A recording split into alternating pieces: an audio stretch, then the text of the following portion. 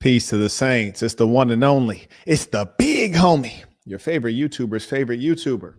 And today we are talking about the continent of Africa, but specifically we're talking about the building of SASN Africa. We're going to get onto the continent, do a number of things there. And I have a presentation that will take you through and talk about our plans. But during this call, there are a number of folks who live on the continent presently. And these are going to be the folks who will be the nucleus of this movement. We've invited all of them to come on and join this conversation on screen. I'm going to yield the floor for you to introduce yourself. My name is Riyad Bafade. I'm speaking from Bayelsa, Nigeria. Okay. Can you center that for people in terms of their understanding that in relation to its in relation to Abuja or Lagos, so they have a sense of where you may be? Okay, I'm currently in the South Nigeria. Bayelsa State is the South. Where I will be speaking on Benue is Central Nigeria. Lagos is the West. Okay. And so this is going to be a part of our discussion. The true purpose of this is we're building up SASN Africa, and the strategy that we'll use on the African continent will be unique because the economic situation is unique. The tech infrastructure is different. Access to certain resources is not as it is in North America or other places that we operate. And so now we're going to build our plan for today and the future. There's a number of pieces of breaking news in Africa, but in particular, you're Nigerian. And I actually do have a clip I want to look at with you. But I think we'll let you speak on your perspective of it. Then maybe we'll look at the clip. And then we'll talk through some other items. And of course, for those who are African in Africa, feel free to send me a DM and I'll give you the link if you'd like to join on screen. And I do want to let everyone know an extraordinarily busy day. And I may have to step away from a moment. I have some furniture being delivered, unfortunately, at random. So anyways, I yield the floor to you. Thank you so much for this opportunity. There is currently a very great tragedy happening in Nigeria. There's a massacre going on. And I believe the real issue is that this massacre did not just start, even though for a lot of people, and even for a lot of Nigerians, they are just finding out about it. And, for that reason, I give accolades to Donald Trump. He spoke about it. And suddenly everyone cares. But I want to speak not only about the evil that is going on. I also want to speak to Nigerians because I want to speak caution into our minds. There is one thing. There is a strategy of imperialism, and it is divide and conquer.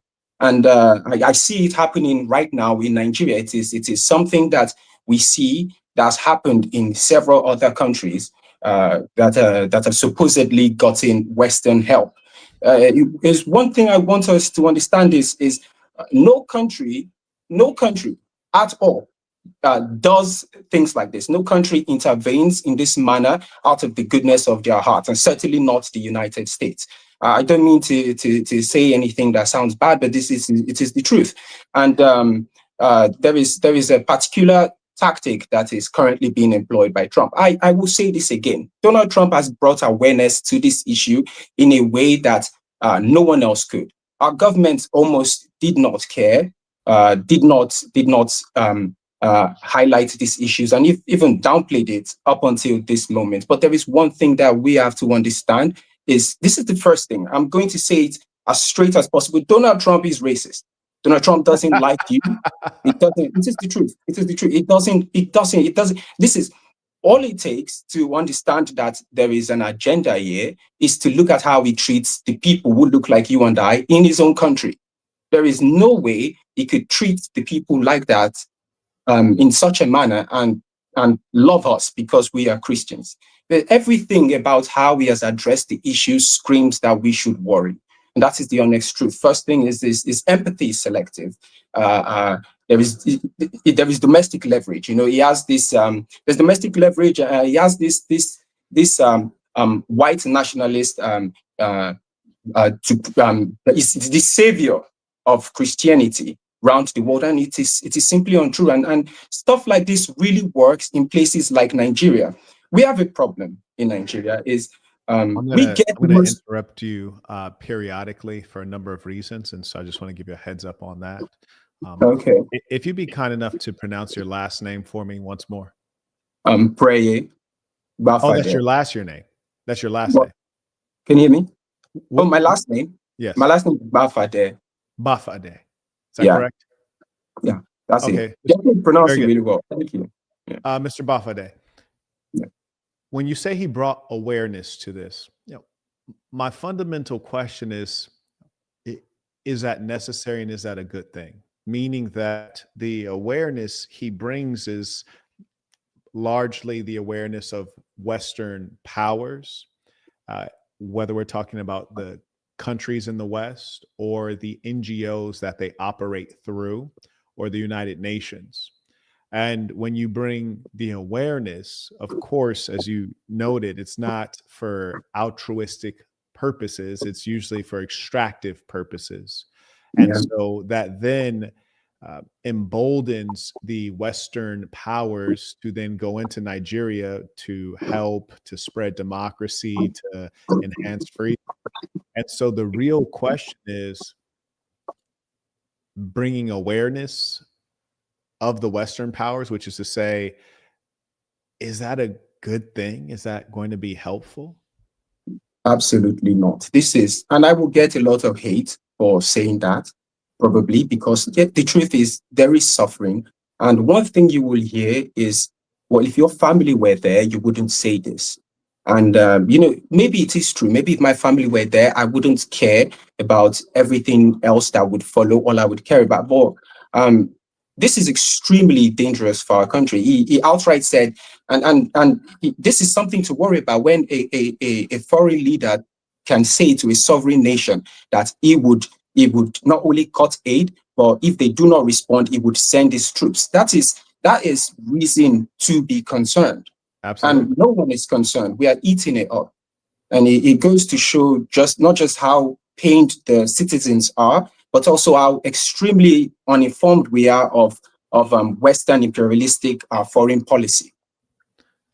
Fantastic. And that leads me to my next point. And I really appreciate where your head is at. I've traveled the continent widely, and unfortunately, I don't find many folks who are as well informed as you, not only from an information standpoint, but you're very well positioned in terms of seeing the true threat that is ahead of you and I. So let me go ahead and pop up this slide deck, which we're going to populate as we go through. And this is really a historic moment in which we get to building, because unfortunately, I don't have the sense that people are working on this. So we're talking SASN Africa, which is to say we have sections of the SASN all over the world, much higher penetration, obviously, in North America and Europe. And then we have significant presence in Asia and the Middle East. But Africa, we don't have the organization. We have the population, but not the organization. And so our big push is to start with SASN Africa. And then as we collect higher numbers of saints in the continent, then it'll be more regionally focused, which will have more utility. And for example, there's a plan of expansion which goes as follows. So to start with, countries of focus, and this is in no particular order, and I'll explain why. We have Benin, Ghana, Nigeria, South Africa, Burkina Faso, Ethiopia. Reasons being, and I'm going to take this off the screen so we can have a little chat about this stuff. And there's so much context that people need. So this conversation will not be as linear as I would like. But like, for example, whereas in Europe, it's very easy to travel European country to European country, primarily on the rail system, and even the flights are very low cost. In the United States, the flights are expensive and the rail system is largely in disrepair or non-existent, but you can still move around fairly conveniently. In the African continent, many people may be unaware, but sometimes say if you want to go from South Africa to Nigeria, you'd have to fly from South Africa to Europe and then to Nigeria. Or if you're in Ethiopia, you might want to fly from Ethiopia to Rwanda. You have to fly from Ethiopia to the United Arab Emirates, the Dubai airport, and then to Rwanda or Uganda or what have you. So the connectedness of Africa from a travel perspective is not terribly well developed. And obviously that keeps people separate. And even obviously within countries, there's a level of separation. There's a particular reason I identified these countries, but before we dig into it, you have comments, questions before we dig into that?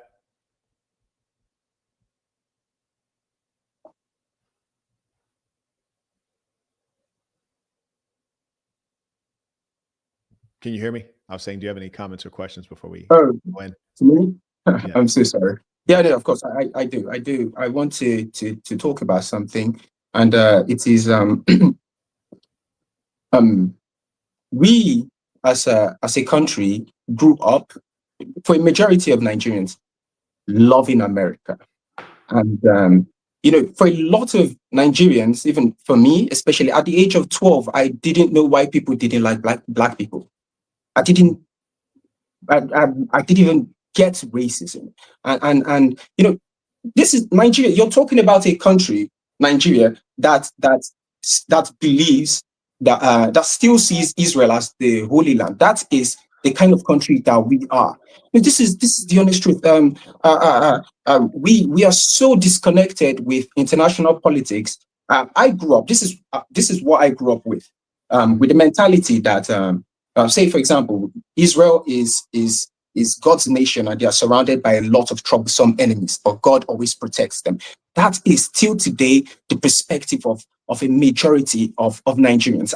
I told my father that the Israel of today is not the Israel of the Bible. This is a new state, and he argued with me. This is the reality of Nigeria. And when you add things like tribalism, because we can be extremely tribalistic, and classism, you can understand why it is so easy for a Nigerian to pick up religious bigotry. And we, the people in the north, are not necessarily as educated as the rest of the country. You find people making fun of even the way they speak. These are terrible things. So it is the way very they easy speak English, or just the way they speak in the general? way they speak English, the way they speak English, the way they pronounce things, and I'm going to be. This was something I used to do. This is the truth. It's not just Why people. is it that the people in the north are not as educated?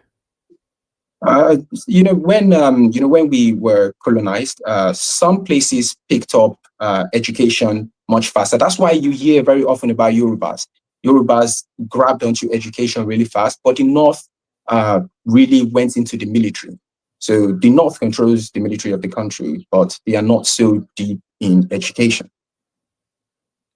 Meaning that particular tribe populates the military, or they control it? Like, meaning there's a lot of people from that tribe in the military, or they actually control the military? They populate it, and they are in the best positions of authority. They've populated it from an early stage, so yeah. Okay. Yeah. And what ethnic and religious group are they? Mostly Hausas, and they're usually Muslims.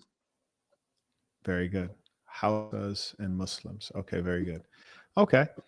And so, one of the interesting things I found in Rwanda, and I asked many people, because this is a common question from me when I'm in the continent. I ask people, hey, what tribe are you from? Then I might ask them something about their tribe. And in many cases, they can tell me what tribe they're from. In some cases, I'm just saying generally in the continent, they can tell me what language they speak and, let me hear some of the language. Very rarely can they recount the history of their tribe, unfortunately. And in the case of Rwanda, I had asked many Rwandans, what tribe are you from? And consistently they would say, I'm Rwandan. Now, I think that comes from, in part, the recent genocide there and the reaction to the genocide, and the way, I think Kagame is the president over there. I forget his name. It's a shame on me. He's very famous considering how small that country is, but he's very prominent on the international scene. But as a result of that genocide, now you talk to Rwandans and it's just, I'm Rwandan. It's not, I'm Hutu, or I'm Tutsi, or I'm this or that, which ultimately, for the stability of a nation state as a concept, that is the most powerful and effective thing. With Nigerians, I always hear, oh, I'm Igbo, I'm this, I'm that. And, and there's a lot of pride with that. Not to say that it's bad, but for example, you had mentioned that your parents and you had the idea that Israel is the Holy Land and needs to be protected. The question is, where did you first get that from? Now that I think about it, it's just always been the default thought. I would go so far as to say there are pastors in Nigeria unaware of this fact, because this is what is preached. This is what we are told, and I on the multiculturalism thing. The truth is, and again, I'll get a lot of hate for this. I don't believe multiculturalism is necessarily a good thing for the unity of a country. And if I cite Nigeria as an example, it has gone extremely wrong. And there is also this crazy religious bigotry that that's attached, and that we've sort of grown into. And I'm going to be honest with you. I've only recently learned so much about Israel in the past year. So to stick close to the question, and I'm presuming this is the answer. It was in school that you learned that Israel, or church, school or church, or definitely, church. Definitely church. For us, school also has a lot of religion. So even in school, we hear about this. We hear, even if not directly, but the thought process is encouraged. Very good. I'm just making some notes here.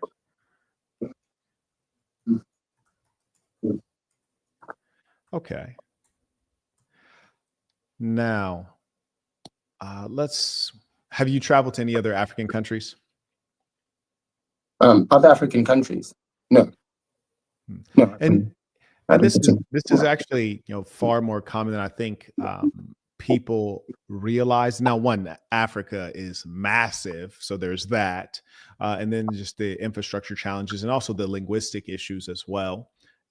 Mostly Africans, you don't find any to speak one language, but even still, you're going to have linguistic challenges.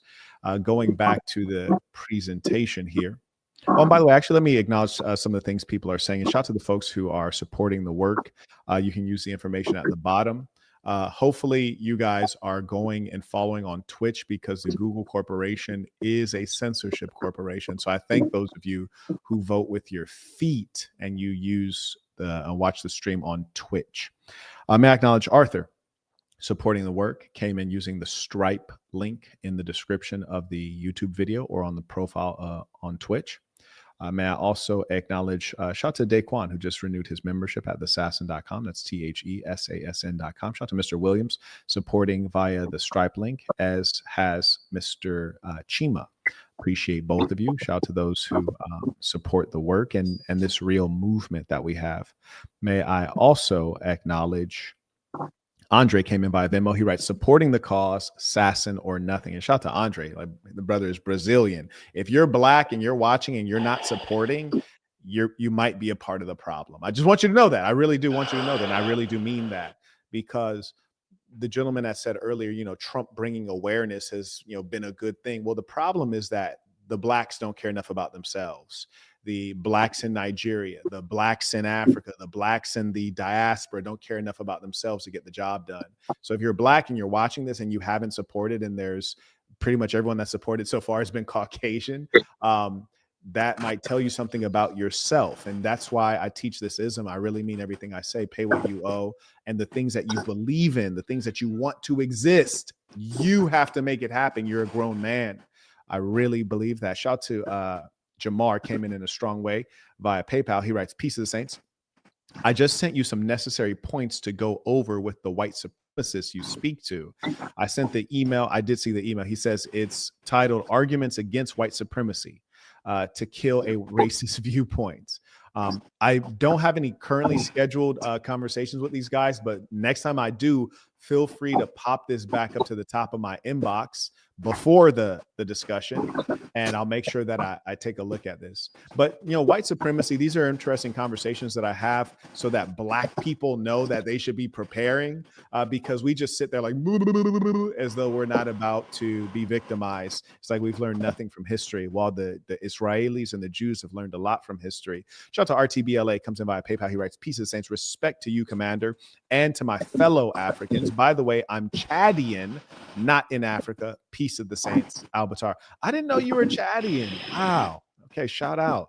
And you don't meet Chadians every day. That's for damn sure. Shout out to Darren, and I'd love to visit. I acknowledge Darren writes, "Peace of the Saints." Shout out to Roderick, came in supporting the work via PayPal. May I also acknowledge Constantine, very consistent, writes tuition. Shout out to Charles, aka Fooled, sends in tuition. May I also acknowledge Brad writes, "Thank you for the work. It is truly my pleasure, and it is absolutely necessary." Michael writes, "Peace to the Saints" via PayPal, and Amanu writes, "Peace to the Saints." This is Salah Amanu here. I am Nigerian, and I am from the Hausa tribe. Will love to join and give some insights on what is going on. Okay. Well, then go ahead and send me an email, and I'm going to return the link to you, and we will welcome you into this conversation, because this is a conversation of the Africans about Africa, so you must come. Shout out to Marcos, writes, "Peace to the Saints, tuition for today's live. Appreciate you." Shout out to the real ones. Marcos putting on a phenomenal event in San Antonio, Texas. We actually do meet up in real life. This is a real community. I invite you guys to tap in with Marcos, SASN San Antonio, and see what's going on. All right, fantastic. And I'll wait for Salah to send in his email, and I'll send you back the link. Now, let's talk a little bit more about the continent here. So here's what I'm looking at in terms of countries of focus: Benin, Ghana, Nigeria, South Africa, Burkina Faso, Ethiopia. So firstly, with regards to how I feel about each country, I'm just going to give you a very quick rundown of my perspective. Then I'm going to yield the floor to the gentleman and see what I'm going to yield the floor to him first and see what his thoughts are. What comes to mind when you consider any of these particular countries? And if you don't know anything, just be like, "Hey, bro, I don't know anything about it," or "I think this, I feel that." Talk to me. Okay. I speak about South Africa. Okay. I believe that South Africa is, has over time, and I understand the effects of apartheid and whatnot, and what it can do to esteem, but and I don't say this to be mean to any South African. I mean, I'm Nigerian, so I'm sure the South Africans know what I'm probably about to talk about, and it is what we, as the rest of Africa, and particularly West Africa, have noticed is there is a lack of, I believe, interest in unity with other African countries. And this is the thing you talked about. You said Black and African people do not even seem to love themselves.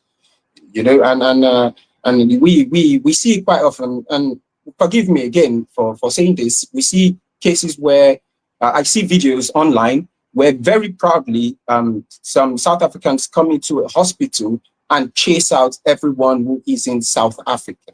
Mm-hmm. And there was a massacre that happened a few years back where there were several casualties. And what you notice about some of these things is the white people do not get the brunt of this hatred, and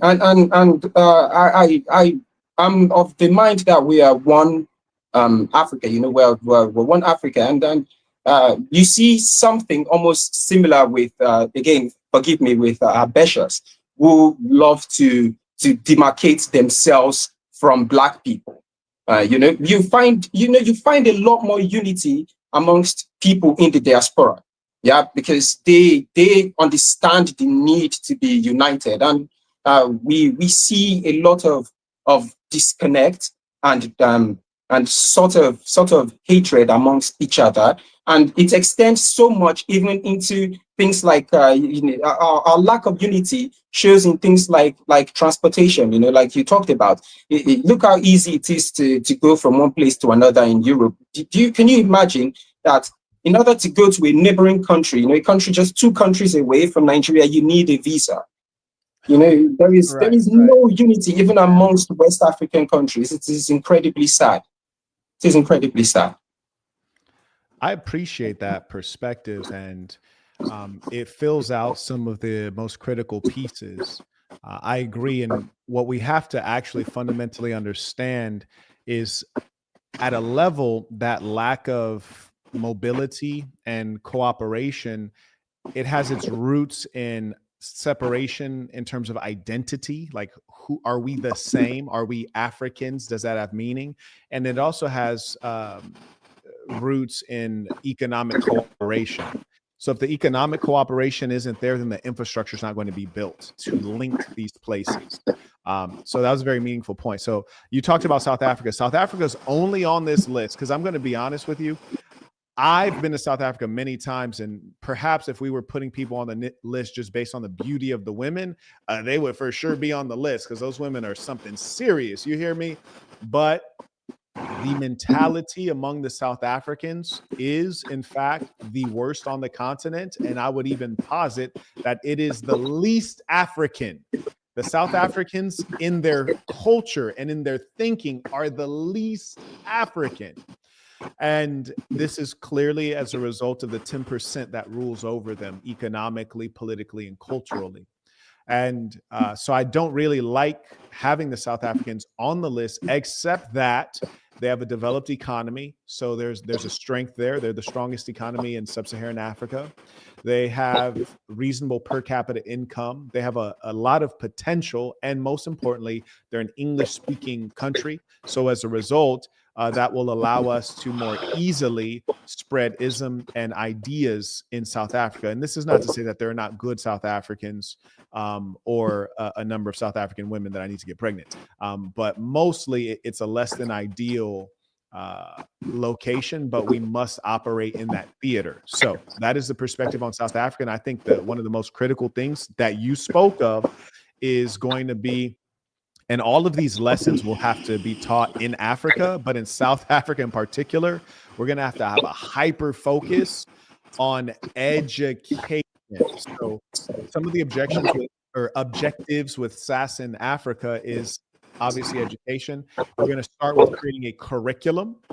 And from the curriculum, we actually want to create a school, a physical school. So when we create the curriculum, that'll be mostly dispensed online. So it'll be an online course that is $1 to all. So you can pay $1 to take the course. So the idea is that it's not free, but it's basically free. We believe in capitalism. We want to ingrain the idea that you pay for everything you get. And I think most Africans know that.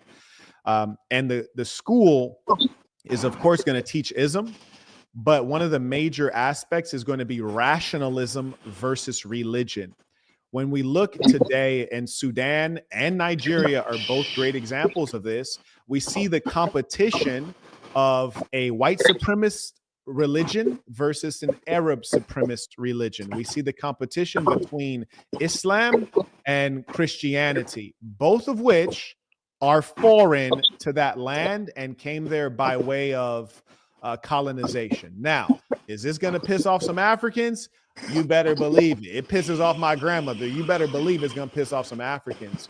And that's going to be one of the fundamental pieces of education. And our chief aim is to figure out, well, if the way that you learned Israel is something you have to protect as a Black African, and you learn that in your churches, well, the question is, well, how do we replace that influence? If you learned it in school and it's reinforced in school, how do we replace that influence? And so that's the educational piece that we're starting. So often people talk about Pan-Africanism. There are no ideas and ideology with it. It's just the idea like we're all the same, but it's like, but why? So that's not explained. I'm going to yield the floor for your thoughts on what I just stated. Okay. First of all, I am Christian. So I know you're Christian. Yeah, no, I'm Christian. But I will be honest. You see a lot of the white man's influence. I don't see Christianity like the white man's religion. I do not. I mean, naturally, you've probably heard the argument. Christianity was in Africa before. It doesn't matter. None of that matters to me. Sure. I couldn't be asked why Christianity. Truth is, I'm a Christian mainly because I was born into Christianity. I've grown to love it. My faith has been trained into Christianity. And so I am Christian. I believe in my faith, but I do see a lot, especially in Africa, the white man's influence. We heard there's a story about a guy. He had dreadlocks, and he was a pastor, and he's a young pastor, and the church was asking him to cut his hair. You can imagine something like that. You see, it is even our identity, the things, the things that are about us. We've been told more savage. You have dreads, and even we are not just colonized by our colonizers anymore, and that is the thing. People do not get the effects of colonialism. Is our parents are colonizers now.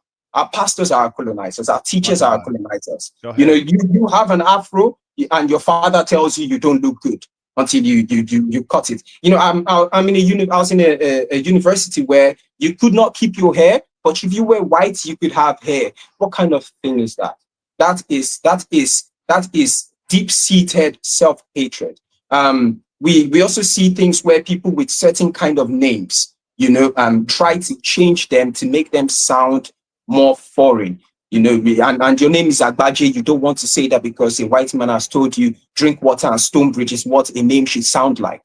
And these things are not just in our educational system; they are also in our churches.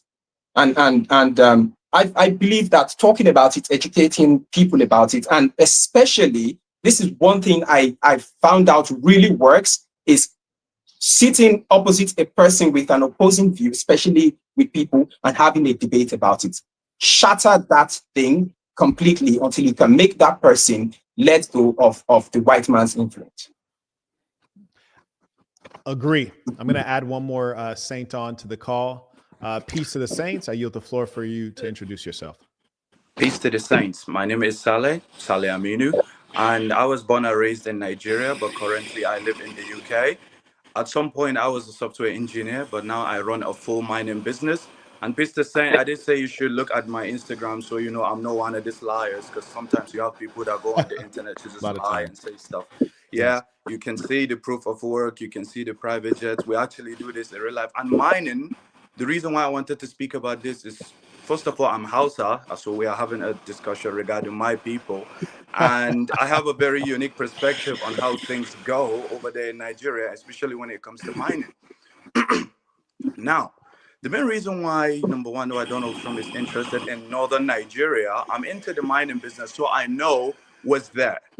Literally, I'm into lead and zinc. That's what I explore. And I know a lot of the mineral resources that's over there in that particular region. Speaking about Hausa, majority of Hausa people are, in fact, Muslims. That is true. And you do have, after the Civil War, I'm sure the other Nigerian brother would appreciate this. Real quick, did you send me your IG? Yes, I did. SSULLY triple underscore. You can see it. Just so we are SSULY triple no underscore. ULLY double L. Okay, so Y underscore. I've SSULLY triple underscore. Yes, sir. Okay, all right, carry on. Yeah. So regarding this particular situation with Trump's intervention, I've seen a lot of Nigerians are sharing. Mr. Is it Mbafe? Bafade. Please forgive me. Yeah, Bafade. Would you mute yourself while the gentleman is talking? Because I think you have some background noise. Of course. Sorry. Yes, sir. So as I was speaking, as it stands right now, a lot of people in Nigeria are very happy with Trump's intervention because they are not familiar with the history. As you would appreciate the Peace to the Saints, we often have this conversation on this channel, how uninformed Africans are. Me, myself, at some point, I was uninformed, to be honest. And, following the ism and doing all sorts of things, I have managed to become very educated on how everything works. And then I go back to why I came on this live regarding Trump's intervention and how Nigerians truly feel. When you go to the northern part of Nigeria, it looks backward if you're looking at it from from a Western mindset. Why? Because over there, religion is very strong. Like they don't allow people to be doing single motherhood. I grew up in Nigeria. I don't know a single woman that would literally get out there, get pregnant, and literally have a running baby daddy. It's just a baby daddy culture is prohibited. One. So it's a very religious side of the things where many people find it offensive. Because when you go to Lagos, I was born and raised in Abuja, and I would admit now Abuja is becoming ruined as well. When you put it side by side, the capital versus Lagos, and I have investment in Lagos and I have investment in Abuja right now. If you go over there to Lagos, you can see every night, he would appreciate this with the Nigerian brother. The prostitution rate in Lagos now is ridiculous. We have dirty December, people go over there to do all sorts of things. One. Compared to the north, till this day, when you look at the north, say Kano, for example, you go to Kano State, they still have what's called a hisbah. If you start to do any sort of prostitution, they'll come and pick you up and prosecute you under Sharia law. Like not actually harm you, but they will put you in jail and stuff like that. So that I already knew, everybody that knows time was coming that the West will intervene when it comes to that, because of the strong culture and strong religion. Because the houses, the origin of the houses, they've always had religion. They've always been Muslims before the Western intervention. So if he goes through the history of houses, you will realize over time, before the southern part of Nigeria, and peace to the same, excuse me, because I'm waffling a bit. Sure. There is north, there is south. The southern consists of the Yorubas and it consists of Igbos. And by the way, Nigeria has about 500 tribes, like languages. But the main four ones are four. You have the Igales, you have the Yorubas, you have the Hausas, you have the Igbos. And many people do sometimes confuse the Fulanis with Hausas. No, they are completely different people and they speak different language. But because of the way that majority of the Fulanis are, half of them are from Arabic side of things, and they literally came to settle in the Hausa lands, they become integrated between the two. Many Hausas did marry a lot of Fulanis. And as it stands right now, every single part of Nigeria, like Zamfara State, for example, just earlier today, they just caught a couple of Albanian people doing mining.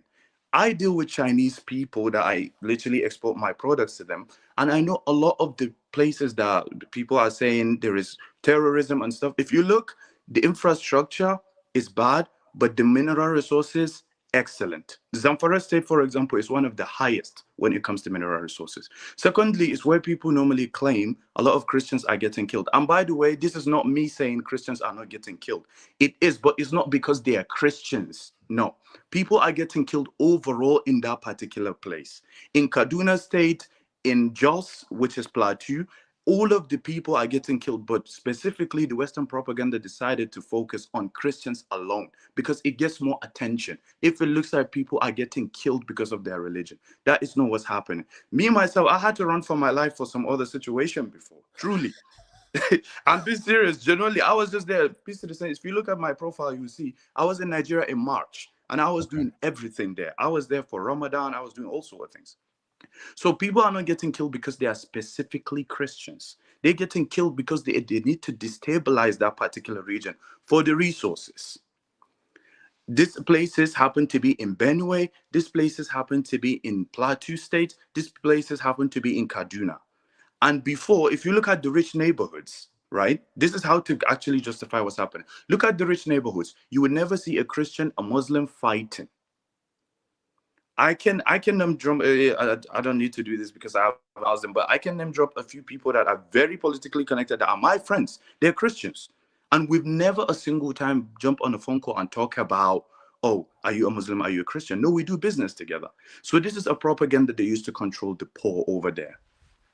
I appreciate you sharing all of that, and especially the background, because we are all woefully ignorant in general, particularly about the continent of Africa and specifically about Nigeria. Although I would venture to say that Americans, especially Black Americans, are probably more familiar with Nigerians and South Africans, being that they're Anglophone countries and we have significant portions of those persons in the United States. So I thank you for that background. And I tend to agree with you. And I want to share some notes here. And you see, we're kind of going back and forth between current events and this ism, but we're really trying to plan for all time. So kind of taking in some of what you said in terms of this curriculum, and maybe we'll put it up to $2 because a dollar just isn't what it used to be.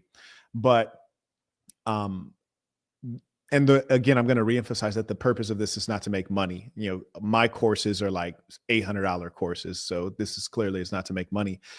This is to force a price and a value onto something so that people don't think it's worthless. But anyways, so this curriculum will eventually, it'll start online. It'll emerge into a school. And we'll teach purism. And we have this 3-sentence Bible: be yourself, be good to yourself, be good to good people. And then we'll break down what this means. So the be yourself, well, who am I as a Black person? Obviously, if you're Albanian or Chinese, you'd think of who am I as a Chinese person. But in the case of SASN Africa, who am I as a Black person? There actually does need to be education on that, even on a scientific level of what is melanin. Understanding that chemical. What is my history? If I'm Igbo, if I'm from the north of Nigeria, what is my history? What is the Biafran War? How did we get here? What did colonialism do to us? What were we before colonialism? What will we be in the future? Who am I? You cannot be yourself unless you know who you are. Then here's the other part. Who am I not? So to be able to teach all of the Africans, wherever they may be, all peoples, in fact, but we're talking SASN Africa right now, who am I not? You are not a white person. You are not an American. You are not a British person. You're not an Australian. Hell, if you're in Nigeria, you're not a South African or a Tanzanian. Who am I not is an important thing to understand. And then in knowing who you are not, keep outsiders out. That's the biggest thing, is keeping outsiders out. Now, that does not mean we cannot do business. The gentleman talked about doing business with the Chinese. I've done business with the Chinese. I mean, in fact, globally, it's kind of necessary at this point to do business with the Chinese. True. But understanding that the whole goal is always to keep outsiders out. You'll never go into China and see Africans exploiting a mine of rare earth minerals. You'll never go anywhere in Europe and see Africans controlling any significant resource. You'll never go anywhere in India and see Africans in political office. But you will go places in Africa and see Indians in political office. You'll go places in Africa, you'll see Europeans in political office. You'll see Chinese managing economy. And so the fact of the matter is understanding who you are and who you are not. And like everyone else is doing, keeping outsiders out. And that's a part of the education that we want to raise this generation on. And what was spoken of early with regard to the hair is promoting the natural hair piece, which is to say, promoting what you actually are, the real hair. And of course, as we promote certain things, we also at the same time are disparaging fake hair or permed hair and skin lightening, which I know is popular in parts of Nigeria. Very. Right, unfortunately. Very, it's very. Just piece to this, I have one single question, if you don't mind, please. Go on. Over time, when I first started into this business, I've done a lot of businesses with Africans, and they tend to cheat, steal more than many foreigners do. And I'm not saying we should do business with foreigners more than we do with Africans, but I think like we are creating this SASN in Africa. I think that's the best way we know which people to trust, who are the honest people. Because over there, it's a cutthroat business. And it's unbelievable the amount of times that whether somebody is a Muslim, Christian, they would cheat you out of everything they could. And I think that's the biggest thing that's happening right now is you're thinking, well, I'm helping Africans. Well, they will surprise you. I promise you that. I agree with you. Can I say something about that? I don't believe that's so much a disease as it is a symptom. You're Nigerian, yeah, so you would know this. Currently, the Nigerian middle class is very largely being propped up by Yahoo boys, internet scammers. It is the truth. It is the truth. It is not nice to say, but they are actually propping up the economy. And when there is no job and there is nothing to fall back on, and this is another thing, it is a terrible thing. It is true. It is a terrible thing, but it is very difficult to extricate dishonesty when it is so helpful. I don't want to use that word, but it's taking people out of poverty. if you were in Nigeria, a few years back, before this internet scam thing became so popular, you couldn't walk on the street. On the street, with people you did not know, you would be approached by people. The robbery was constant, a lot of things. And now it's like, especially with how the confraternities push this thing onto younger boys. It is you're a smart guy when you go make money, and these people are not lazy, because these internet scams require a lot of sense. I'm being honest. Sometimes you hear how they do it, and you're like, how did you come up with this thing? And these people do not sleep. They do not sleep. They are not lazy. They do not sleep. They are working. And the thing is, they feel like they are working, and they are They are encouraged working. for They're it. just working illegally. And they are encouraged for it. It's difficult to make a person like that honest. Let me be honest with you. Mr. Desain, can I respond to this, please? Brother, as much as I agree with what you say, at the same time, over here at the SASN, we don't condone those kind of open criminal behavior. For example, the Yahoo boys, and number one, first of all, I don't agree Nigeria has a middle class. Let me be honest with you. And this is coming from somebody that I'm going to be straight up with you. I come from a very privileged background. I made everything of my own, but my parents are very wealthy. I'm not going to lie to you. One. Secondly, another situation that's happened, the whole concept of middle class with Nigerians, that's the same tool that the politicians are using to keep people poor. Two. Thirdly, the whole concept of Yahoo boys are doing something that they are very smart. If you're so smart, how come you couldn't make money legally? Three. Number four, we're prompting this whole thing of, the Yahoo boys are flexing. For example, we literally had people, all of Nigerians now are known for scamming. But if you Google it, a simple Google search would show you Nigeria is not even in the top 5 countries of scammers. You've got Russia, you've got China, you've got India, but Nigerians are the loudest. Because every place I go, I see Nigerians, they are flexing. When you go to real places like the Four Seasons, you wouldn't see them. If you go to Eden here in London, there are Nigerians balling with balls. Ritz-Carlton, not Nigerians. Four Seasons, never see Nigerians. Go to Dubai, they would be in the biggest places that's busiest to show off that they have money of illegal proceeds. And by default, that's tainting the country in general, making it harder for people. Let me give you an example. As it stands right now, I had to buy a Grenadian passport. Because Nigerian passport, anywhere I apply, they reject it. Yes. I literally have upcoming trips, like 5 to 6 countries I'm going to. If I were to go through with my Nigerian passport, it'd take me 3 months to secure a visa. But right now, if you just buy a passport, you can travel anywhere you want. Why? Because of the Yahoo boys. Just recently, Qatar has also blocked Nigerian males from going to their country. That is true. Dubai has banned it. Now, literally, what they were saying to me is right now, if you're looking for, as a Nigerian, to go to Dubai, you probably have to get golden visa, or you have to be over 45 years of age. So basically, the Yahoo boys are not helping by far. All they are doing is disrupting everything the country has. For example, every Nigerian will say to you, oh, my girl my girl was taken by a Yahoo boy. Because you, as a legal person, you can never outspend them. They're getting money to just act stupid with it.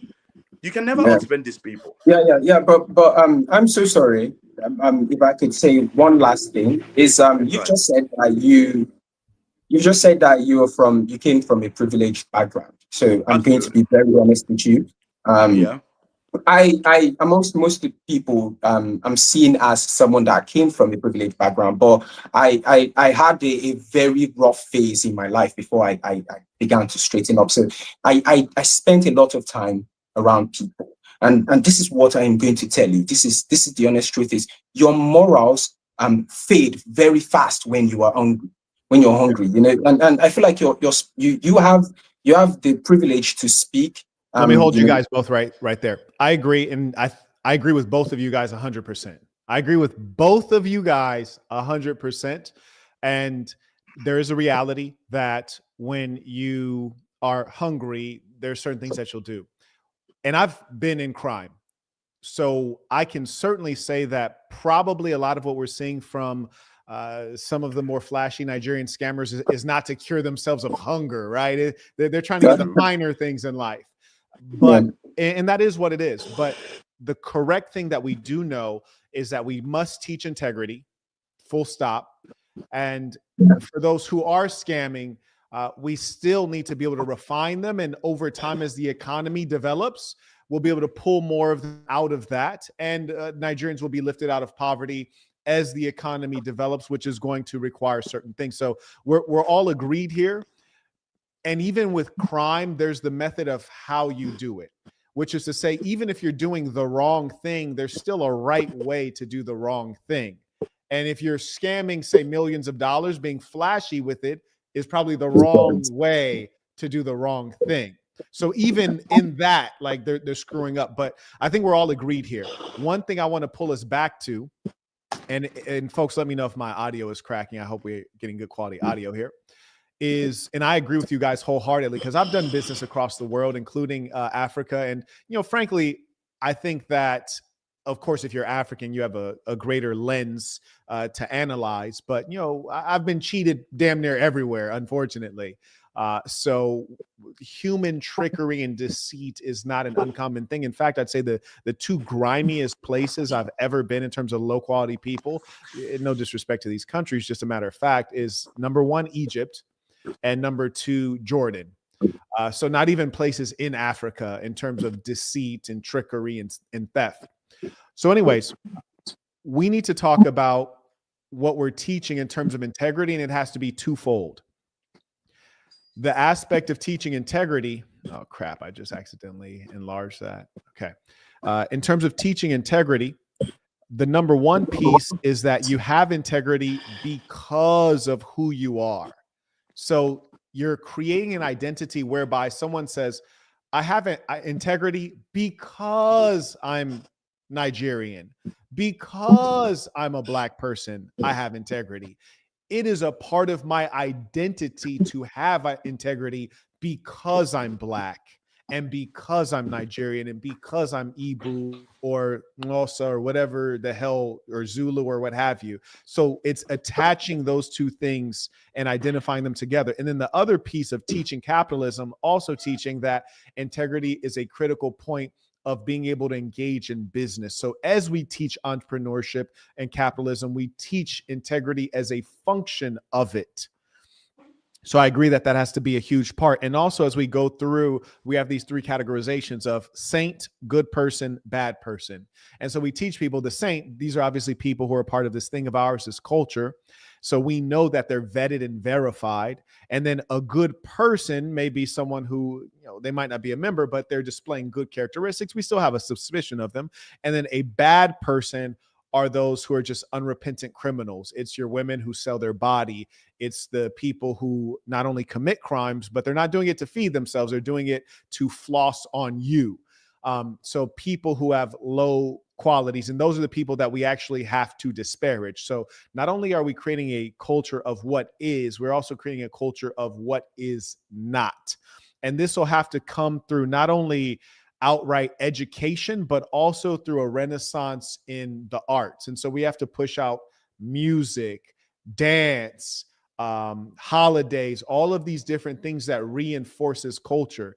Like, for example, in the United States, I'm sure you guys see all the twerking and things like that, which means that we have to eradicate that as a public form of dance and replace it with something else. Same thing is true in the continent. And also we have to deal with the truth. Like, for example, the Saint was saying that, in the North, we follow Sharia, people are behaving, we don't have single moms. At a level, I believe it, because I notice people tend to speak really well of where they're from, whatever their culture is, and there's always a level of exaggeration. And so we have to deal with what's real, or else we're not going to be able to be effective at the appropriate level. Because even in conservative Muslim countries, like, you see the most outrageous things. So there's a lot of work to be done. And also we want to supplement religion. Like, for example, I get a lot of Muslim brothers will reach out to me. They'll say, Marquette, wallahi, I feel very strongly driven sexually and I don't want to commit, various forms of immorality. I don't want to commit zina. I don't want to do this and that. What do I do? Well, I tell them, well, number one, you're not talking to a sheikh. So I'm not about to tell you what your imam tells you. I'm not going to tell you not to have intercourse. I'm going to tell you to be highly selective with who you do have intercourse and always use protection. and be thoughtful about the quality of this woman in the off chance that she does end up pregnant. I'm going to tell you to make sure that the woman's of the appropriate age and morality, and to do natural things in the best way possible. So we want to make sure that we're providing the most practical guide to life for this generation that is coming up. And you guys, you two men, are going to be the people that are on the ground, and you're going to be the ones that they follow and that will teach them. You're the revolutionaries of today and tomorrow.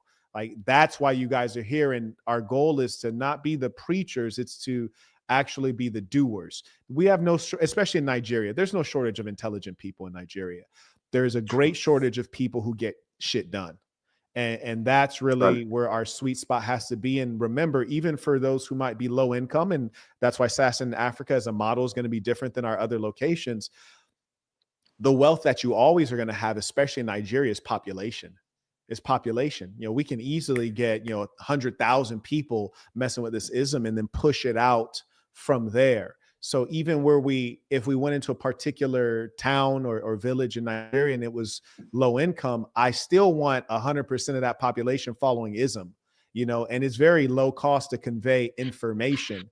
So that is going to be one of our advantages. I want to yield the floor to any of you guys to respond to any of the items or the particular notes on integrity and identity. I yield the floor. Can I go first, brother? Yeah, all right, sure. I love something that you said. Tackling music, and this.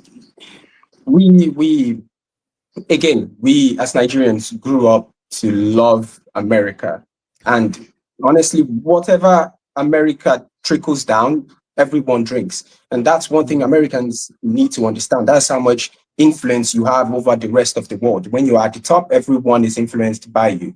And with the increase in twerking culture and Right. and sort of ratchet kind of thing, it's very much encouraged here. And when you add that with poverty, and you add that with the amount of poverty that's happening in Nigeria, one thing is people need distractions, and sex is a very, very big distraction.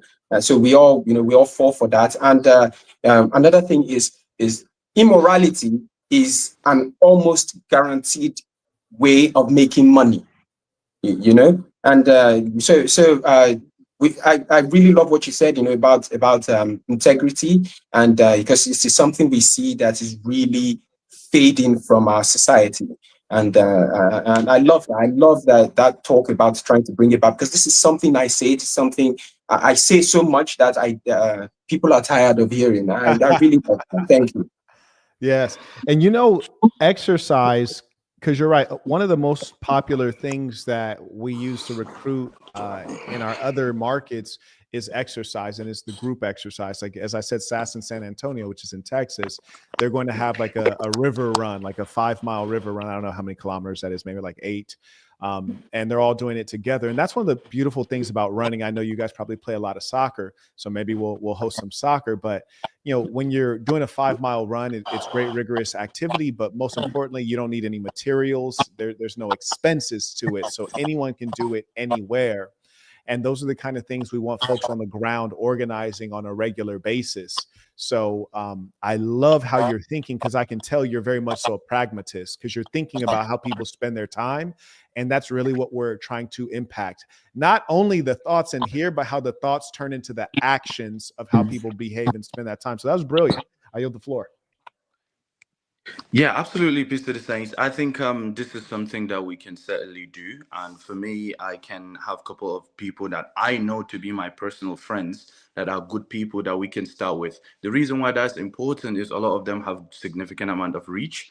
So which means places that we need to organize. I personally, me and my family, we own a couple of hotels. We can literally host the Saints in one of our hotels in case if we need to. One. Secondly is I've got people in the, top ranks, whatever we need to do in terms of the government involvement, where you don't need people to be involving themselves by, getting people to penetrate your organization or getting harassed by the police. Because sometimes what people do is once you organize people, you might have someone that doesn't like what you're doing. He's just going to use the power to send and disrupt stuff like that. We can have that sorted as well. But I think for me, the number one contribution is I have places that we can host the Saints, and I've got a couple of people that would pledge with their money, and I'm pledging my money. I would start right now as I'm speaking to show I'm serious. $200 right now. I'm going to start with by pledging that. And then moving forward, every month, wherever we decide the price is for us to be able to host and keep the Saints around us, we can literally take it from there. I mean, we can work out the numbers because I saw one of the video of one of the Saints was saying this is the amount it's going to require for every person be put in towards building the center. So as it stands right now in Africa as well, infrastructure will be very necessary because you cannot have the Saints just out in the public. Like you need to find somewhere where they would be able to gather, organize, and talk about each other. If we need place, I've got places, I have hotels, security, everything sorted. That would be my first thing that I would pledge to the Saints.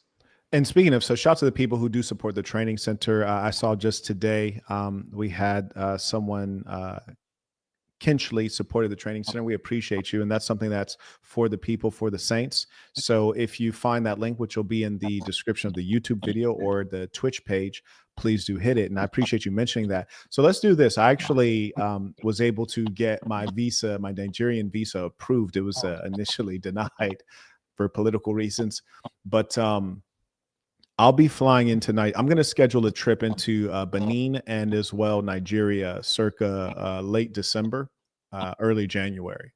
So let's get on the ground, whether you're there or not. I know you may be in the UK, but let's get on the ground in Nigeria somewhere and figure out where we can host our first thing. Because the other gentleman, and say your last name for me. I'm going to ask you to say it 30 more times. You have to forgive me. I'm going to write it down right now. Hit me with that last name. Bafade. Bafade. Yeah, Bafade. Mr. Bafade had mentioned debate. I don't think mostly we're going to persuade people with debate. I think the people we're debating, they're not going to have their minds changed, but the people watching are going to be influenced. And those are the ones we're actually going for. And so we will do debates, and most importantly, the aesthetic of how we show up. You know, we're all blacked out, everybody uniform, and we have a real strong message. Wherever we go in the world, that's always going to show up very strongly. So I'll give you guys a piece of homework. If you can actually get the homework done, we'll know that folks are serious. You guys know Nigeria better than I do. Wherever there's the closest thing to a speaker's corner or a place where people gather and debate or talk, or there's high foot traffic where we can show up with like a handheld sign and perhaps a microphone and engage people. Let's identify where that spot is. We want to get there on the ground, have some discussions, and then we want to host a workout the next day. A little bit of boxing, a little bit of jump rope and burpees and all that good stuff. And we want to recruit as many people as possible to do it. A free event just to start putting our stake in the ground there. And that's the first thing we want to do. And just a little peek of the future. Eventually, we'll want to host a conference in the continent. But I think that would be a nice first step. So the piece of homework, one piece of homework is the where in Nigeria. And when you think about this, I want you to consider this. We have a huge amount of Nigerians that follow us. They're mostly outside of Nigeria. We have a lot in Nigeria, but they're going to want to fly in for this event. So think in terms of ease of access from a major airport. I have a particular idea to the Saints. There is this particular place, the Hilton, Transcorp Hilton. That's where every Nigerian, like some people, if you say you're hosting event in the Transcorp, people that want nothing to do with an event will show up just to say they've been there.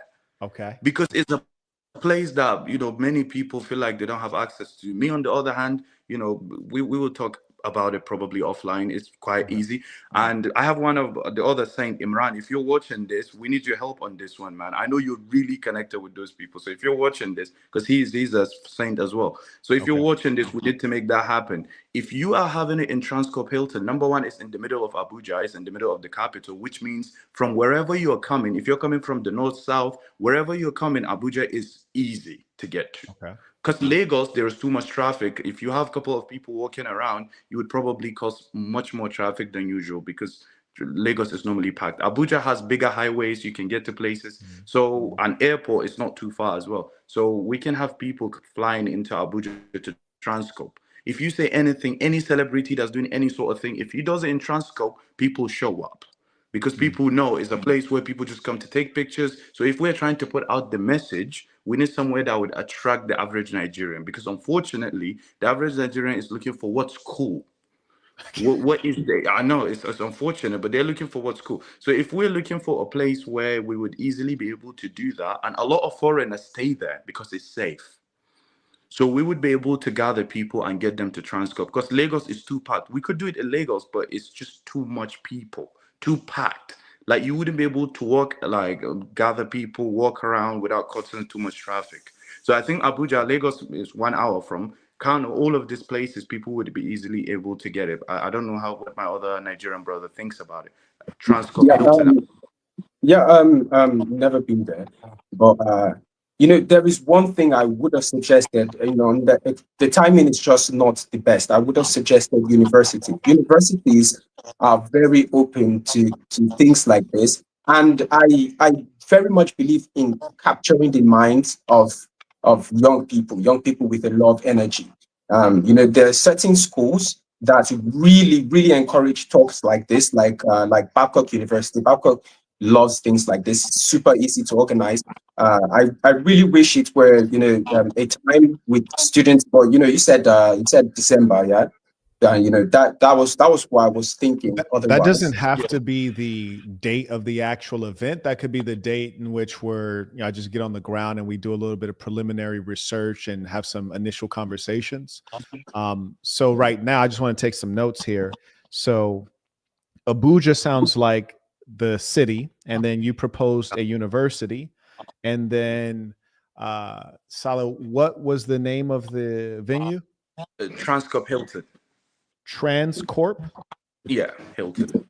Transcorp Hilton. Okay. And maybe we can do both. But what I'll do is I'll make sure that we can take a look at those places in December, if nothing else. And Mr. Bafade, if you can see if I can get a lecture set up at the university and figure out who we need to talk to, I'm happy to have my people talk, or I'll engage them if we can get on email. Happy to give a business lecture in the software business or just in entrepreneurship in general, international business, what have you, just so that we can make those connections and that presence. And at the very least, figure out how we can do something on campus. Let's get after it. Just a question for my Nigerian brother. Because the reason why I didn't suggest any university, Mokwed had a bit of problem getting visa because of his political views. And the universities you're particularly talking about, a lot of them are government funded, as you know, unless you're going for a private university. it is a private university.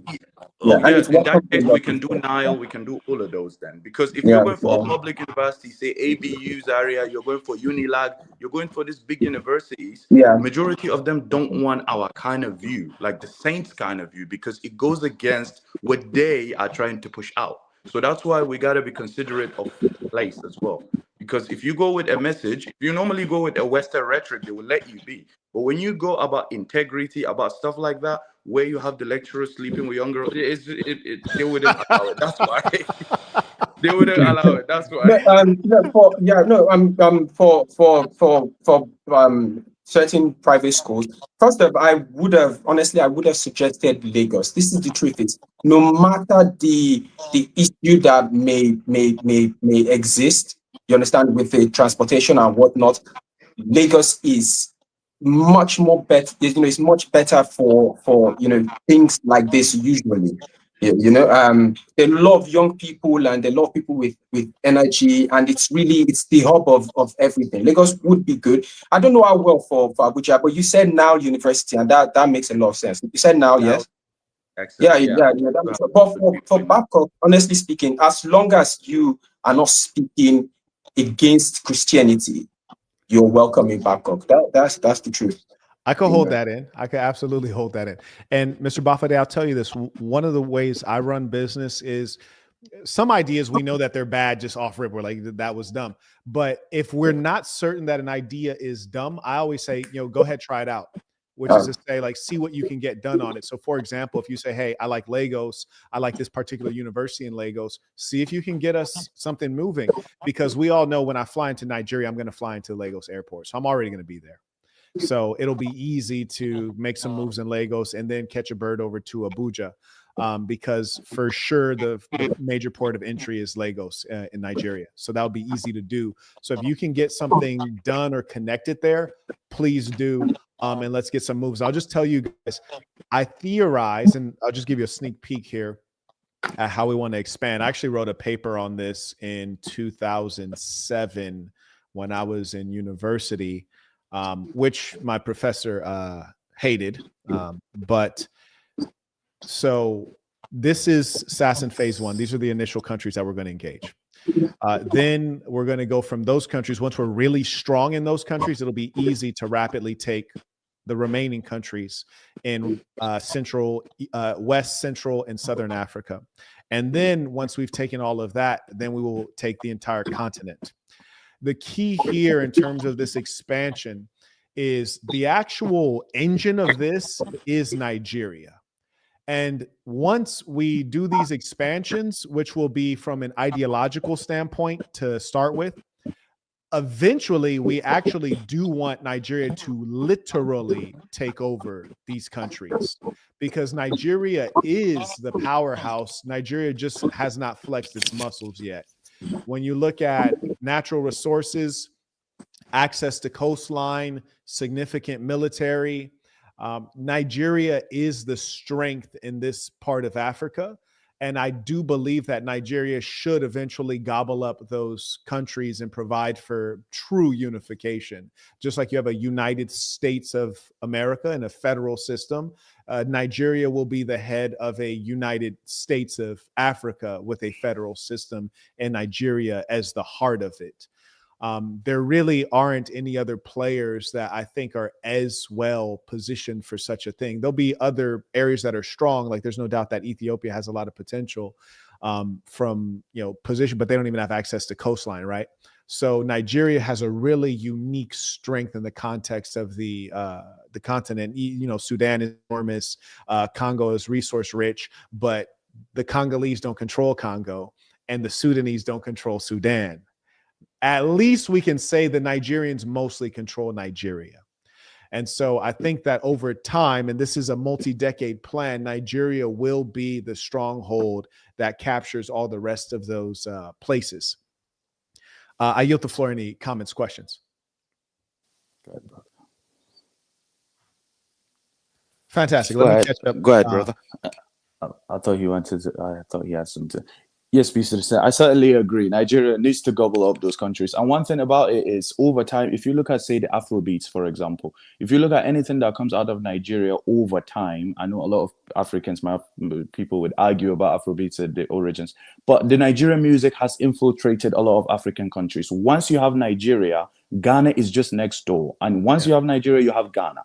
Once you have Ghana, you have a couple of other countries around Africa. So I do agree, certainly, once we get a base in Nigeria, it would be fairly easy to get to all of those other places, honestly.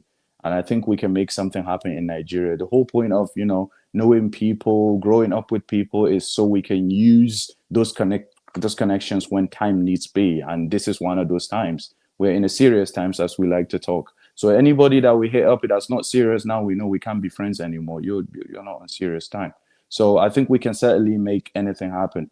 Peace to the Saints. Anything you want, just let me know and we get to organizing. I will do the rest of the assignment, which is to see the best strategic locations. I was speaking to places where I have power, where we can make things happen immediately. And that's where we have to start. We have to start where we have the existing relationships that are reliable, people that we can trust, especially if we're going to end up bringing in people who matter into Nigeria. There's another saint in Ghana, and I wanted to visit the brother again. Ghana denied me a visa. Now imagine an American passport getting denied so many different places in Africa. It's very strange, right? They denied me a visa in Ghana. But there's a brother over there, very well off, a smart brother. And I know that if we can establish something worthwhile in Nigeria, the brothers from Ghana is going to come over. The brothers from South Africa, the brothers from Ethiopia are going to come over. And so we have to make sure that we can bring them into a highly predictable environment that removes all of the negative notions about Nigeria. And anytime the Saints do anything, whether it's in America, Europe, Nigeria, the Middle East, we're always doing things in a very organized, militant, efficient, and polite way anyway. So we're just going to continue our existing culture there in the Nigerian landscape. I do want to acknowledge some of the folks who support the workshop. To Akash, he writes, there aren't enough of us on Twitch. The Saints on YouTube need to come watch on Twitch. Peace of the Saints in a real way. I mean, we got to make moves. I don't know that we'll be able to wage a movement if we can't move people from YouTube to Twitch. Now, I so acknowledge Mr. Salah, who's on screen. He writes, peace of the Saints. I sent over an email to you, and you can check my IG to verify who I am. And shout out to people being real. You dig? It's a lost art. I also acknowledge Bryn, supporting work, writes, peace of the Saints. Thank you for this movement from South Africa. Shout out to my South Africans. You guys have the most attractive women on earth. You hear me? Shout out to Portia. Man, I'm trying to tell you. I'm half South African, so I was there. Kidding. Like, yeah, my mom is South African, so it's crazy. Boy, you better stay out I was of there. in Ethiopia. I know. I was in Ethiopia when you said it. At the time, I was like, ooh. I've been to a lot of African countries, Saint. You might be the only person that travels more than me, but I do travel a lot. And I was there. I was like, this is dangerous. It was in Ramadan. I was like, ooh. Not, bruh. I was like, yeah, it's dangerous. Shout out to Portia, comes in by PayPal. May I also acknowledge Kyle with the baller alert. Shout out to the first baller alert on stream. He writes, an ism-based form of Christianity packaged as the true way to practice the religion. Now, this is genius, actually. And offered to the nations we've selected. It will be easier to refine Christianity by removing the racism and adding the practical portions of Marquettism than to replace it. This man is correct. So let's go ahead and update that real quick. He is 100% correct. That's wonderful. Yes, and this man, and that's why we bring together these great minds. And one thing that just trips me out, and I always reference Ethiopia. When they hit me with that white Jesus in Africa, I'm like, I'm fine seeing the white Jesus in America, but it's like, word, in Africa? That's crazy. The white Jesus thing. Yeah, you've seen them around Nigeria? Yeah, everywhere. Honest, I don't want to create enemies for myself. Is why I'm not even being too specific about it. But the white Jesus thing has to go. I mean, we can look at the idealization of the white man just in South Africa. So you can kind of have an understanding on why Africans behave the way we do. You know, the idealization is unbelievable. Yeah, you know, if you say Jesus could not have been white to most Nigerians, you're either troublesome or just plain wrong, because every Nigerian. Wait, I just enlarged you. Start that over so the people can hear you. Okay, you know, if you say to a Nigerian, Jesus could not have been white, it honestly, and if just absolutely could not have been white, there's way too much that you know that alludes to him being to him being brown. And honestly speaking, I would say of a much darker kind of brown. You know, I mean, he hid in Egypt at a time when most people in Egypt were very brown skinned, you know, very dark skinned. Why would he hide there if he looks like a European?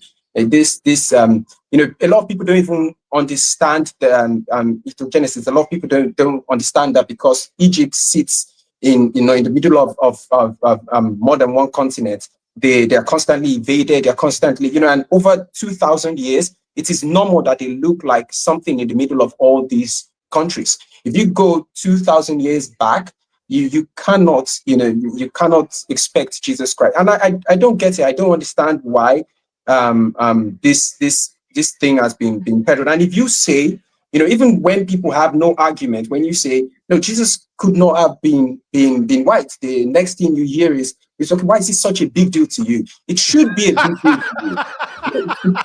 to you. Hey, that sounds very Nigerian. Like, there's certain things that, like, the way Nigerians structure arguments is always funny as hell. But it's like you're having the argument and like, well, why does it matter so much to you? You're like, why does it matter so much to you? You know, it should matter to you. It should matter that the representative of our deity is being changed to look like something else, and you cannot tell me there is no agenda behind that. It is something extremely worrying. And the thing is, sometimes for a lot of Nigerians, they have no reason to believe this. The only reason is repetition.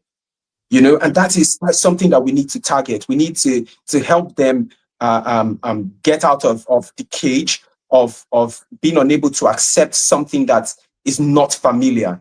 They need to be able to accept something because it makes logical sense, because it is true, not because it is repeated to them over and over again. True. But we also must take that strategy and repeat over and over again this ism.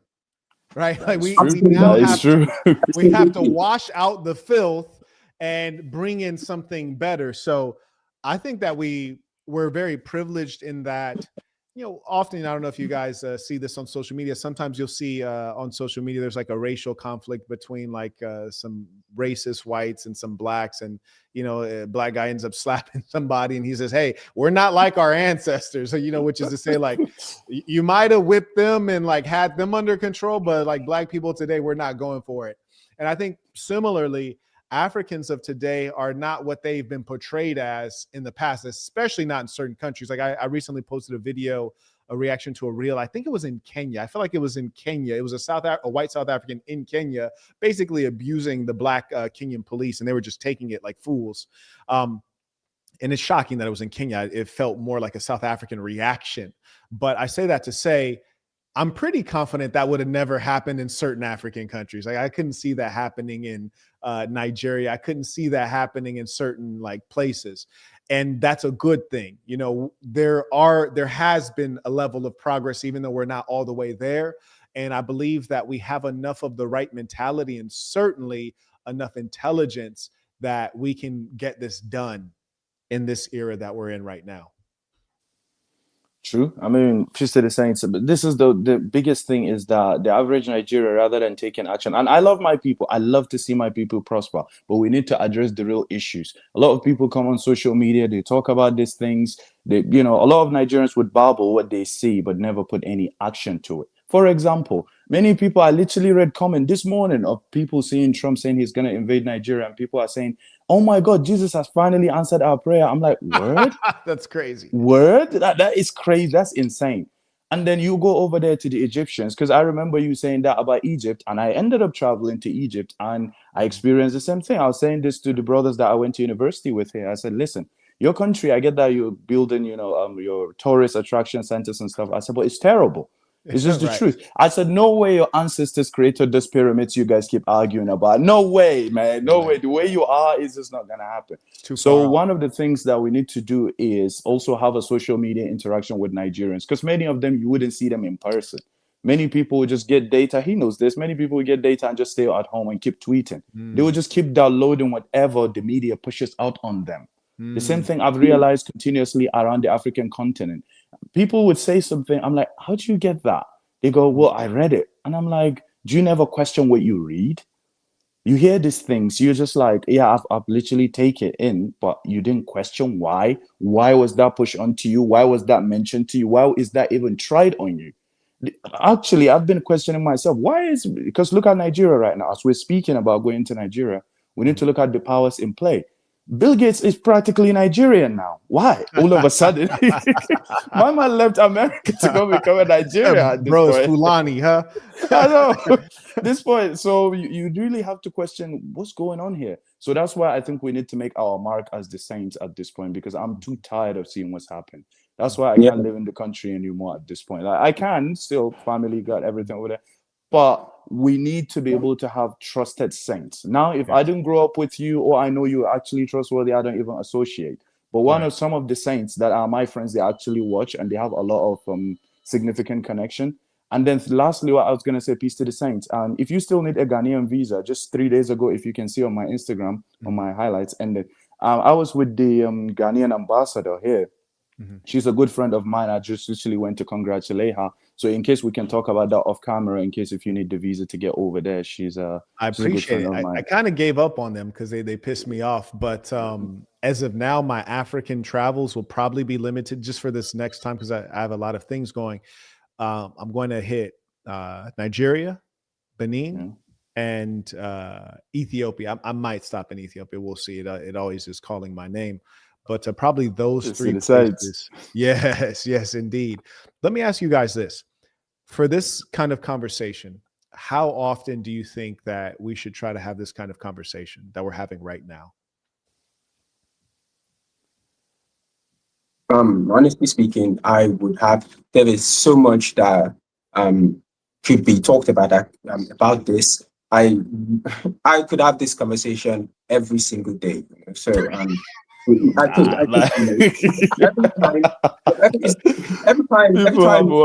every time a sentence is thrown, I have things to say. Like if you would allow me, about what you just said. No, I don't believe Nigerians are non-action takers. I mean, look at the last time we took action. There was a massacre in Lekki toll gates, and those numbers you are seeing, those numbers are not real. Of course, there's not many people died. I know, and I try not to really go into why I know, because I'm not really supposed to. I'm not really, certain things I'm not supposed to say. I try to avoid, but there were a lot more deaths, and this is one thing we are really lacking, and that's why this is so important. It's not like the Nigerians do not have the zeal. Sometimes it takes one spark to start a revolution. Look at what happened in Nepal. A ridiculous mistake by government officials cost all that. And what we really lack is revolutionaries. We do not have a lot of people with not just well, we do have the intellect, but we have a lot of people with the zeal, or who've been really trained to stand up to stand up against the status quo. And sometimes all it takes is one person. You could train 10 people, you could train 100, and one person changes everything. I could visit somewhere else, and I used to have that mentality. Remember, I said I grew up loving America, but as it stands, even if Nigeria burned to the ground, I will live here. And I think that's such a powerful mentality, because it is such a powerful mentality because you are forced to care. When there is no out, I will not give myself an out. I really do care. I have grown to care, and it is such an incredible rabbit hole. The more you see, the more you care, the more fire you have, the angrier you are, and the more you learn, and the more you want to tackle. There's one last thing I'm going to say, because I don't want to overtalk anyone. One thing that we very particularly need to target is our perspective of beauty. That's one thing we need to completely change. We need to stop worshipping the Indian hair. If you see what I've seen about how the hair is even gotten, it's incredibly sad. This is hair they are cutting off for terrible reasons, and we are running for it. We want this thing because we've been told that our hair is wool, and theirs as it's silky and smooth is what beauty is, and it is not true. And one thing that made me really understand this is, don't get it wrong. I'm at a stage right now where I fell for a very particular. Solid. Did the brother? Maybe his network froze something. Okay, we'll give him some time. Honestly, I was shocked that his network was doing so damn well for so long. I'm like, how do I never get Wi-Fi like this on the continent? It's excellent sometimes. So really it is. But I think, to be honest, realistically, both you're very busy, man. I'm very busy. I think it would make more sense if we do it on a monthly basis, meaning we give a bunch of assignments and we see who is serious. Like, we give assignments over a month and we see what progress somebody has made. That's when we get to filter out who is serious and who is not. Because the last thing we want is we keep organizing and with people that are unserious. So we give a month, I think would make more sense. Like at the end of a month, we hear progress and what's going on in the continent, what's the new update, what can we do about that? I think that's more realistic. Talking about it every day, I love the brother, but talking about it every day is just impossible. Like that would be whining and complaining rather than doing actions, to be honest. But I think we can certainly try to coordinate and see what we can do every month to see what progress we can make over there in Africa, especially Nigeria specifically. Absolutely. Okay, I like that. And I think there's definitely value in having the conversation and bring, because when we have the conversation, the people who are listening get to learn about the ism, and people who may not have known, and it brings more people into the understanding of the beliefs and the action, and also we get to have like a nice checkpoint. But I agree, too much frequency, there won't be much that we could have done. But I know that there's a lot in terms of conversations and just like planning out the ideology, but really they'll have to be work sessions. Like we might have to come here, hop on the live session, we might live stream it and say, okay, what's our campaign that we want to push out. So he mentioned like the beauty. If we want to push out a campaign on natural hair in Nigeria, let's plan it and let's actually create some images and then let's start pushing it out. You see what I'm saying? True. Yeah. But Peace to the saying that one is a massive one to tackle. I think we need proper organizing, because average Nigerian girl, you meet her, what are you doing? Oh, I need to buy a wig. I don't think there is anything they worship more than their wigs, which I hate it. It's terrible. I don't allow any woman I date to literally have a wig. But generally, it's going to be a tough one. I think we are best to deal with the men as it stands. Yes. Once we deal with the men, the organizers, the money givers over there, once we deal with them, then we can start to go into the hair and all sort of things, because we cannot just hate that right now.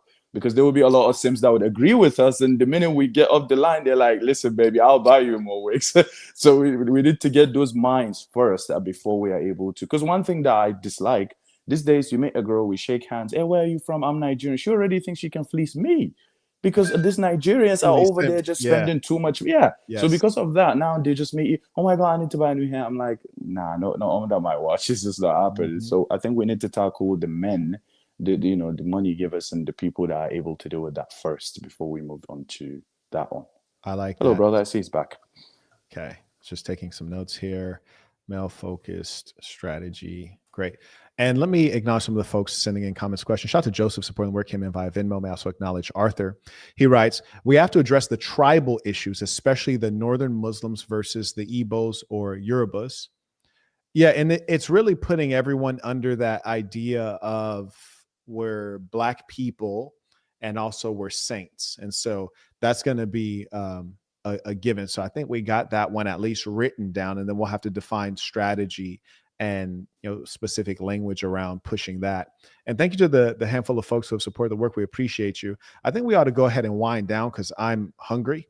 So I gotta, I'm actually hungry. I appreciate both of you guys coming on. I'm really proud of both of you, and I can't wait to see where you guys land in this work. And I want your names in these history books. I want statues of you guys. And I'm just so excited to get this work done, because this will be the greatest measure. I remember when there's this one guy named Dr. Renford Reese, I should say mentor formerly. And, all the Blacks in America were so excited when Barack Obama was running for office the first time. And this was early on, before anyone actually knew who he was. They're just like, Barack Obama, what kind of Black person's name is that? It was very early on. And he was hosting one of the earliest fundraisers for him. And I was like 16 years old. This is how long ago it was. I was a youngster, or actually, no, I wasn't 16.